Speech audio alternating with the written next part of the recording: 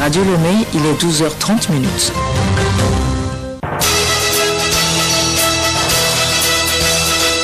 Le journal Bénédicte Kanda. Madame, Monsieur, bonjour et merci d'écouter Radio Lomé, la station du plaisir. Voici les titres de votre journal. Permettre aux journalistes et professionnels de médias de mieux informer les populations afin de lutter efficacement contre la pandémie de Covid-19.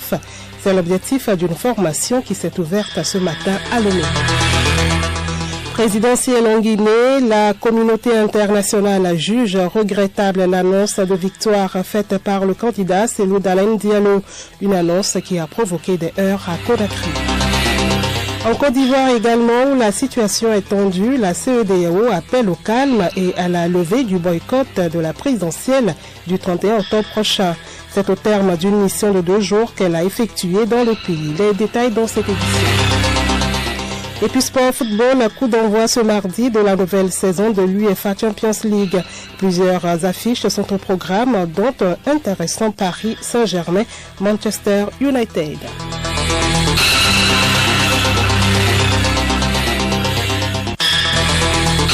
radiolomé.tg. Bienvenue à tous. D'abord, la 5e séance plénière de la 2e session ordinaire se tient ce mardi à l'Assemblée nationale. Les députés de la 6e législature examinent le document de programmation budgétaire et économique pluriannuelle, un outil de programmation institué par la loi organique portant loi des finances du 27 juin 2014. Le document va permettre d'assurer une meilleure gouvernance des finances publiques et une prévisibilité des recettes et dépenses budgétaires à moyen terme. Des journalistes et professionnels de médias s'outillent pour mieux communiquer en cette période de crise sanitaire. Ils sont en formation depuis ce matin à Lomé afin de jouer pleinement et efficacement leur partition pour une bonne gestion de la pandémie au coronavirus au Togo. C'est un reportage de Gabriel Ayena. Amener les journalistes professionnels de médias du public et du privé du Grand Lomé, de la région maritime et des plateaux à mieux sensibiliser et informer les populations sur la pandémie à coronavirus. C'est le but de cet atelier initié par le ministère de la Communication et des Médias. Les professionnels de médias jouent un grand rôle dans la coordination et la gestion des crises et catastrophes. Et ça, le ministère l'a compris, d'où cet atelier qui aura entre autres thématiques les crises et catastrophes et les parties prenantes dans une communication de crise. Amévi Dabla, formateur. On sait que partout, il y a des périodes de crise que des sociétés, des collectivités, des États traversent. Mais nous n'avons pas cette notion-là à notre niveau. Comment communiquer en période de crise? Qu'est-ce qu'il faut mettre en place comme structure? Quelles sont les personnes qui vont agir pour qu'on puisse arriver à terme de cette crise en communiquant? Les parties prenantes de la crise, notamment en cette période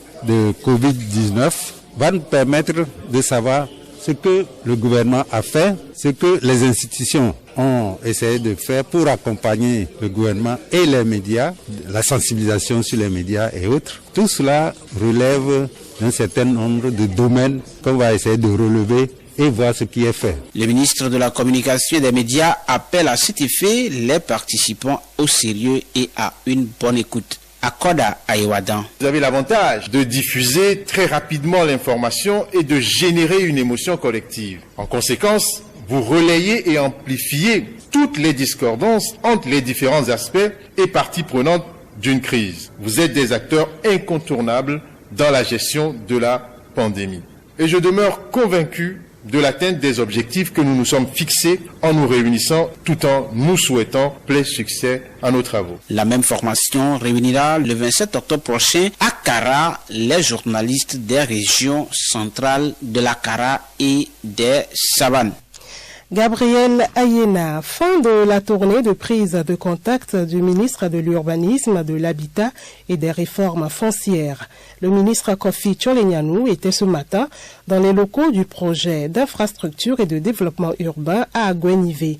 L'objectif, recueillir les doléances et surtout réfléchir aux défis en vue de donner une visibilité au ministère à travers un travail bien fait. Kofi Tcholenyanou, ministre en charge de l'urbanisme et de l'habitat. Il s'agit de prendre contact avec le personnel et en même temps des différentes directions et services qui dépendent de mon ministère. Ils m'ont expliqué les activités qui sont entreprises. Il nous a parlé sur les réalisations en cours dans la ville de Lomé, celle qui est également en cours dans la ville de Kara et d'autres qui sont programmées dans la ville de Dapaon, qui font partie d'une série de tests. C'est-à-dire c'est des villes pilotes pour lesquelles notre ministère intervient dans les infrastructures. Le ministre Tcholenyanou a invité le personnel au respect mutuel, au professionnalisme et insisté sur l'application des mesures barrières pour lutter contre la pandémie de coronavirus. Célébration ce mois d'octobre du mois de la consommation locale. Lors d'une exposition Made in Togo et débat le samedi dernier à Lomé, le ministre du Commerce, de l'Industrie et de la Consommation locale, Kodjo Adedje, qu'accompagnait son collègue chargé de l'environnement, Katari Folibazi, est revenu sur la nécessité pour les Togolais de consommer local. Il s'agit par cette démarche d'encourager les promoteurs locaux et de dynamiser l'économie nationale. Pour le ministre du Commerce, le pays amorce une nouvelle ère dans laquelle la consommation locale aura un grand rôle à jouer. Le ministre Adjedé a lancé un appel à tous les Togolais à construire l'histoire et le destin du Togo en s'appuyant sur les forces de notre économie et en consommant local. Outre les deux ministres, des personnalités publiques, des producteurs, des promoteurs et consommateurs étaient présents à cette rencontre. Les participants ont exprimé leur souhait de voir les produits togolais en bon positionnement à l'échelle internationale. Et puis, situation du Covid-19 au Togo à la date d'hier, on rappelle 14 des 569 personnes testées sont positives, portant le nombre total de cas positifs à 2071. Ces 14 personnes dont les âges sont compris entre 3 et 68 ans se répartissent comme suit. Un cas parmi les contacts, un homme dans la préfecture du Golfe. 8 cas parmi les suspects, 2 femmes et 5 hommes dans la préfecture du Golfe, une femme dans la préfecture de la Kosa. 2 cas parmi les voyageurs, 2 hommes dans la préfecture du Golfe. 3 cas parmi les dépistés, une femme et 2 hommes dans la préfecture du Golfe. 10 guéris ont été enregistrés, portant le nombre total de patients guéris de Covid-19 à 1541. Le nombre de décès reste inchangé à 51. Le nombre de cas actifs est de 479. Un total de 107 761 tests de laboratoire ont été effectués sur toute l'étendue du territoire national. Le journal Bénédicte Kanda. Actualité internationale en Guinée, la compilation des résultats du premier tour de l'élection présidentielle se poursuit. Des heurts ont éclaté à Conakry, la capitale, après que Cellou Dalein Diallo a revendiqué la victoire hier. Des condamnations ne se sont pas fait attendre. Des précisions avec Marie-Claire Pagnot. Effectivement, c'est tout d'abord la CENI, la seule institution à proclamer des résultats provisoires qui jugent regrettables les déclarations de Diallo. L'UFDG se met en dehors de la démocratie, ajoute la CENI. Mais selon le responsable de la communication du parti de l'opposition, dès lors que les résultats sont affichés, ils sont publics. Il affirme que les représentants du parti ont fait remonter les résultats de tous les bureaux de vote. Regret également du côté du parti au pouvoir, dont le chef du groupe parlementaire dénonce un acte de provocation. Nous avons des institutions républicaines qui sauront réagir, a-t-il déclaré. Le gouvernement dénonce un acte irresponsable et anti-républicain et menace d'engager des poursuites judiciaires contre Cellou Dalein Diallo. Dans une déclaration lue par Nabi Youssouf Kuridi Bangouba, le ministre d'État, secrétaire général de la présidence, le RPG, parti au pouvoir, appelle ses militants au calme. Enfin, la CEDEAO, l'Union africaine et les Nations unies jugent l'annonce regrettable, n'étant pas de nature à préserver le calme qui a globalement prévalu au cours du vote. La compilation des résultats est toujours en cours et la CENI publiera les résultats provisoires dans les 72 heures suivant la réception du dernier procès verbal. Marie-Claire Pagno, en Côte d'Ivoire, la mission ministérielle de la CEDEAO a terminé hier sa mission de 2 jours. Dans sa déclaration finale, la délégation de la Communauté économique des États de l'Afrique de l'Ouest appelle à la retenue, mais aussi invite Pascal Affi-N'Guessan du FPI et Henri Konan Bédié du PDCI à reconsidérer leur mot d'ordre de boycott du processus électoral et de désobéissance civile. Le point avec Gabriel Ayena. C'est après une visite de courtoisie au président sortant Alassane Ouattara et des consultations avec le Premier ministre, les partis politiques de l'opposition, mais aussi plusieurs ambassadeurs accrédités et membres du Conseil de sécurité des Nations Unies que la déclaration a eu lieu. Elle intervient dans un climat tendu. En effet, depuis plusieurs jours, les affrontements violents ont repris notamment dans le centre-est du pays, mais aussi dans plusieurs quartiers d'Abidjan. La mission exhorte les candidats à se concentrer sur des points réalistes devant aider au dénouement des différends en vue d'une participation inclusive, transparente, crédible et non violente à l'élection présidentielle. Elle exhorte également les candidats et les partis politiques à faire des efforts considérables afin de parvenir à un accord concernant l'élection présidentielle. Dans cette courte déclaration, la délégation a aussi appelé chacun à faire preuve de tolérance et à éviter les discours haineux qui pourraient conduire à la violence. Du côté du PDCI, le climat était tendu à la suite de cette déclaration. Au FPI, néanmoins, on se félicite de cette médiation. La CEDEAO est dans son rôle. Elle demande que les dialogues soient entamés et nous nous en réjouissons, explique Jean Bonnet Quadio. La plateforme de l'opposition prévoit une déclaration officielle commune demain, mercredi. Merci à vous, Gabriela Ayena. En plus bref à présent, c'est le 15e jour d'isolement pour les habitants de Farabougou au Mali.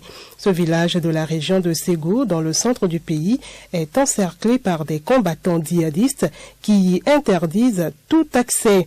La destruction d'un pont ce week-end isole encore plus les habitants, tandis que le manque de nourriture se fait sentir sur place. Pendant ce temps, les tentatives de médiation menées par des notables de la zone, élus locaux et chefs traditionnels connaissent des avancées. L'armée malienne présente dans la zone est sur le qui-vive. Hier, elle a pu livrer par avion un premier stock d'aide alimentaire aux habitants de Farabougou. Les tractations concernant un retrait du Soudan de la liste américaine des États soutenant le terrorisme continuent. Un retrait vital pour l'économie du pays, mais une voie laisse entrevoir une issue rapide et positive, celle de Donald Trump. Sur Twitter, le président américain a en effet assuré un accord imminent. Crise libyenne, des discussions directes entre deux délégations opposées ont démarré hier à Genève sous les auspices des Nations Unies. 10 membres de la commission militaire et sécuritaire représentant le gouvernement d'union nationale de Tripoli et l'armée nationale libyenne de Benghazi doivent poursuivre les pourparlers jusqu'à samedi pour réaliser un cessez-le-feu durable en Libye. Et puis présidentielle américaine 2 semaines, jour pour jour avant l'élection, Donald Trump poursuit son marathon de meetings de campagne. Il se rend ce mardi dans l'état clé de Pennsylvanie. Hier dans l'Arizona, autre état très convoité qu'il est allé promettre la prospérité s'il l'emportait face à son rival démocrate Joe Biden.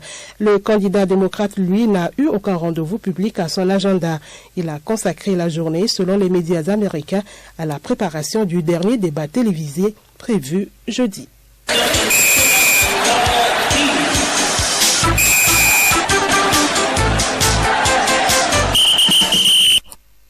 Sport, football, pour terminer, début ce mardi de la phase de groupe de la Ligue européenne des champions. Pendant ce temps, les éperviers U17 connaissent leurs adversaires du tournoi UFOA B. Le tirage au sort a été effectué ce matin en Côte d'Ivoire. Les détails avec Azanko Sename. Comme annoncé il y a quelques semaines, le tirage au sort des éliminatoires de la CAN U17 zone UFOA B a été effectué ce mardi en Côte d'Ivoire. Vous l'avez dit, les 7 pays participants ont été répartis en 2 poules. Le Togo, notre cher et beau pays, est logé dans la poule A en compagnie du pays hôte, le Bénin, du Niger et du Burkina Faso. Le groupe B est composé du Nigeria, de la Côte d'Ivoire et du Ghana. La compétition démarrera du 5 au 20 décembre prochain au Bénin. L'attaquante togolaise de la JOCR, Wedikou Apefa Mafi, a été élue personnalité sportive de l'année par l'agence de communication ghanéenne Women Choice Award Africa. L'ancienne joueuse du club Atleta FC était en concurrence avec plusieurs grands noms. Ce trophée, il faut le préciser, est une distinction qui récompense la femme africaine pour sa détermination à aller de l'avant malgré les difficultés. Sur le continent européen, début ce mardi des matchs de poule de la Ligue européenne des champions. 32 clubs partent à l'assaut de cette coupe aux grandes oreilles. À suivre ce mardi, 6 affiches ISL. Déjà à 16h55, la Juventus de Turin sans Cristiano Ronaldo se déplace à Kiev pour y défier Dynamo. À la même heure, Zénith et Saint-Pétersbourg jouent le club Bruges. À 19h, temps universel, le vice-champion de l'épreuve, le Paris Saint-Germain, accueille au Parc des Princes Manchester United sans Edison Cavani. Le FC Barcelone, de son côté, affrontera Ferencváros. Face à face, Chelsea-Séville, duel de prestige entre Lazio de Rome et Dortmund d'un certain Erling Haaland. Et puis, au Roazhon Park, Rennes attend de pied ferme la modeste formation de Krasnodar. Demain, mercredi, lauréat de Madrid, le plus titré de la compétition, jouera Shakhtar Donetsk. Salzbourg croisera les fers avec Lokomotiv Moscou. Derby au sommet entre Bayern de Munich, le champion sortant, à Atlético de Madrid d'un certain Luis Suarez. Autre affiche en vue, Manchester City Porto, Ajax d'Amsterdam Liverpool et puis Marseille ira défier Olympiakos. Nécrologie pour terminer cette page des sports. L'ancien gardien des Bleus de France et de la JOCR, Bruno Martini, est décédé lundi nu à l'âge de 58 ans. Passé également par Montpellier, Bruno Martini avait été victime d'un arrêt cardio-respiratoire lundi dernier avant d'être réanimé et placé en soins intensifs. Il fut également directeur adjoint du centre de formation de l'Hérault en 2013. Paix à son âme. Madame, Monsieur, voilà, ainsi s'achève cette édition. Merci de votre bienveillante attention. Suivez à présent la rubrique sensibilisation sur le coronavirus. Les chiffres de contamination du coronavirus continuent toujours d'être à la hausse au fil des jours alors qu'on n'a pas encore trouvé de remède. Nous sommes donc tenus de continuer par respecter les mesures barrières dans nos différentes activités socio-économiques. La rubrique sensibilisation, c'est avec Alice Berthe-Baranda.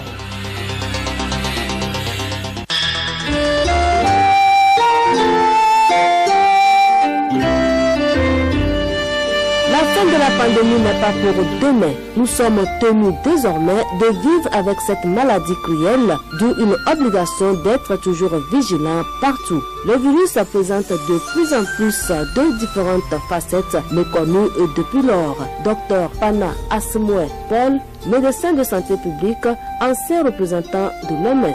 Si vous constatez depuis près de 8 mois qu'on est en train de lutter contre ce petit virus-là, qui nous présente des facettes inconnues, parce qu'il faut le dire, il faut le rappeler, c'est une maladie qui n'était pas connue dans le temps. C'est un virus aussi qu'on n'avait pas découvert. Donc, au fur et à mesure que nous avançons dans le temps, eh bien, la maladie présente d'autres facettes et le virus présente d'autres comportements qu'on ne connaît pas. C'est pour ça que tout le temps sur ces plateaux, nous avons dit que, au fur et à mesure qu'on avance, on apprend aussi de ce virus-là, comment il faut le contrecarrer, comment est-ce qu'il se comporte d'une façon ou d'une autre dans l'organisme. Ce qui explique qu'aujourd'hui, on n'a pas effectivement toutes les armes pour anéantir ce petit virus-là, qui nous lance un défi en tant que communauté scientifique. Et qui n'a d'égard pour personne, puisque la dernière fois, c'est le président américain même qui a contracté cette maladie. Il a fait l'hôpital, heureusement il s'en est sorti.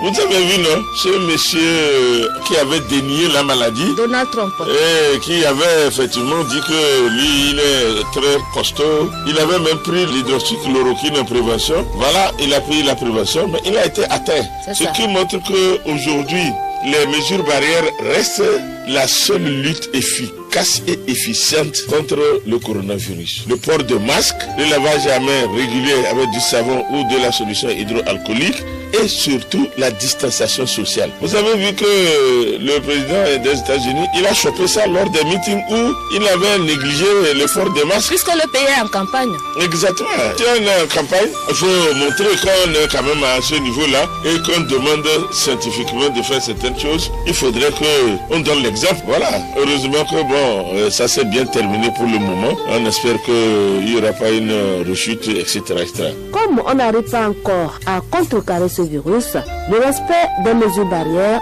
la vigilance et la discipline dans tous nos gestes nous éviteront d'être contaminés. Docteur Pana. Seules les mesures barrières vont pouvoir nous aider à juguler cette maladie qui ne fait que monter dans certains pays et chez nous d'ailleurs. Parce qu'au Togo, vous avez vu, il y a 4 semaines maintenant, le nombre de cas que nous avons par semaine dépasse 100. Ce qui n'était pas le cas vers le mois d'août-septembre, où on avait même parfois 10-15 cas seulement. Ça veut dire simplement que la maladie est aujourd'hui au sein de la communauté. Donc, le mode de transmission et de propagation est passé de mode de voyageurs, c'est-à-dire des cas importés, vers la transmission locale, puis maintenant communautaire, communautaire, ce qui est très dangereux. Alors, docteur Pana, à ce moment, que sommes-nous résolus à faire maintenant? Il va falloir que la population redouble de vigilance pour qu'on puisse barrer la route à ce virus-là qui se propage entre nous maintenant. Dans la mesure où les gens ne savent pas, tu peux porter un virus, mais ne pas présenter des signes, mais être hautement très contagieux. C'est ce qu'il faudrait que les gens sachent.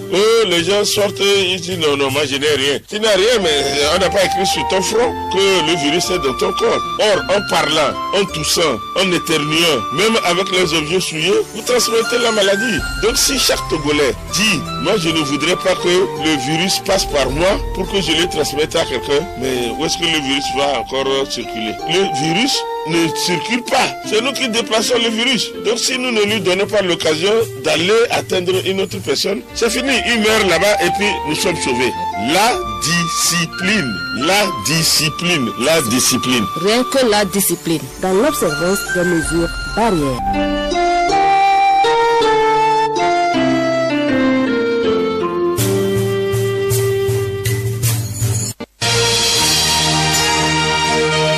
Radio Lomé, boîte postale 434, email radiolomé@radiolomé.tg.